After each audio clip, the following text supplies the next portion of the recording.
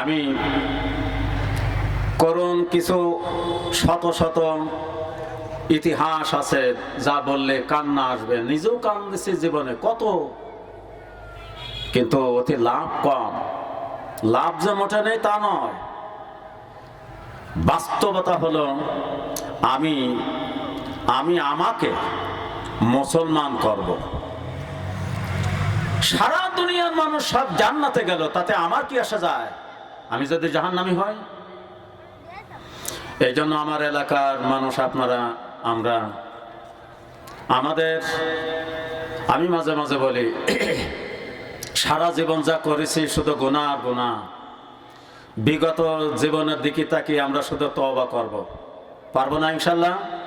তওবা, শুধু আল্লাহর কাছে কাঁদবো, আল্লাহ জীবনে যা করেছি মাফ করে দাও, আর নতুন করে কোনো গুনাহ করব না, এই প্রতিজ্ঞা করব। পারবো না ইনশাল্লাহ? জীবনে যা করেছি গুনাহ হয়ে গেছে, যদি মাফ না হয় জাহান্নাম ছাড়া আর কোনো গতি নেই। আল্লাহ ওই গুনাহগুলো তুমি আমার মাফ করো। প্রত্যেক দিন কমের পক্ষে 70 বার তওবা ইস্তেগফার করব বিগত গুনাহ মাফের জন্য। আর প্রত্যেক দিন কমের পক্ষে 50 বার সুবহানাল্লাহি ওয়া বিহামদিহি সুবহানাল্লাহিল আযীম আর লা ইলাহা ইল্লাল্লাহ, এই কলমা, এই কালিমা জিকির করব। আর দুনিয়ার কাছে আমি ঋণী থাকবো না। আমার ভাই বোন, ছেলে মেয়ে, পাড়া প্রতিবাসী যারা আছে, এদের কাছে আমি ঋণী থাকবো না। ঋণ মুক্ত অবস্থায় আমি মরার চেষ্টা করব, এটা আগের থেকে প্রস্তুতি থাকবে। আমি কারোর অপেক্ষায় থাকবো না, এটা আমরা লক্ষ্য রাখবো। আমি মরে গেলেই আমার এই দিনাটা দেবে ছেলে মেয়েরা, এ অপেক্ষায় থাকবো না। আমি বহুত শত শত বাস্তব দেখেছি, দেনা এই 6-7 মাস আগে, এই 8-9 মাস আগে ঢাকায় একজনের জানাজা পড়লাম, মোটে পড়বে না। একজন এসে বলল 3 লাখ টাকা পাবেন, সমাধান না হওয়া পর্যন্ত জানাজা করা যাবে না। লাস্টে যে বড় মেয়ে যাবেন থাকলো, পড়লাম জানাজা। 10-12 দিন পরে একটা অনুষ্ঠান করা হয়েছিল, দেওয়ার অনুষ্ঠান। ওই দিন শুনলাম ও আমি দায়ী না অত। আপনি কার অপেক্ষায় থাকবেন? এই জন্য রাসূল সাল্লাল্লাহু আলাইহি ওয়াসাল্লাম বলেন, মরার আগে তুমি প্রস্তুতি নাও। এই প্রস্তুতিটা ওইটাই, আমি ঋণী থেকে মরব না, ঋণ অবস্থায় মরব না, আমার ছেলে মেয়েরা দিয়ে দেবে ওই আশা আমি করব না। তারা দিতেও পারে, নাও পারে। আর আজও পর্যন্ত মনে পড়ে আমাদের এই বর্ষা খাজা মিয়া, আল্লাহ ওনাকে জান্নাতবাসী করে, সবাই বলে আমিন। বহু মানুষ চলে গেল, কিন্তু আজও পর্যন্ত এমন কোনো দিন নেই যে ওনার কথা আমার শ্রদ্ধা ভরে মনে পড়ে না।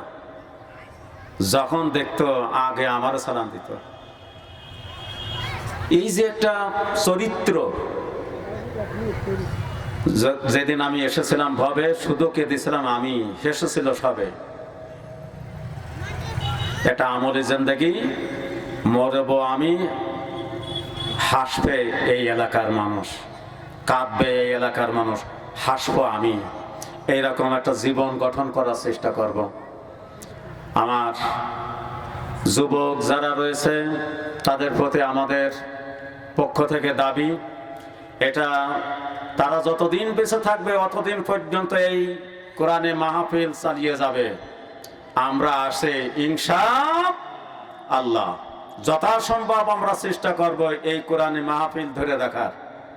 বিশেষ করে আমার এলাকার গাজীপাড়া, মিঠুপাড়া, দফাদার পাড়া, কারিকর পাড়া, বহু মুরব্বীরা চলে গেছে মতে ডাক্তার। কি আন্তরিকতা, সবাইকে যেন আল্লাহ মাফ করে দেয়, সবাই বলে আমিন।